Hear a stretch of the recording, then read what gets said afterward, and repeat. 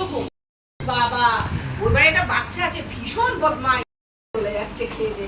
হ্যাঁ মাম্মাকে ঠান্ডা করতে পারে না। মাম্মাকে দুটো আয়া ছিল করোনার সময়, ওই সেই মাসিরে কালো পড়া মধু মধু মধু তো ছিল, আরো এক মাসিকে সকালবেলা যদি নাও আসতে পারে 3টের সময় তাকে ঢুকতেই হবে, না হলে লাভ নেই।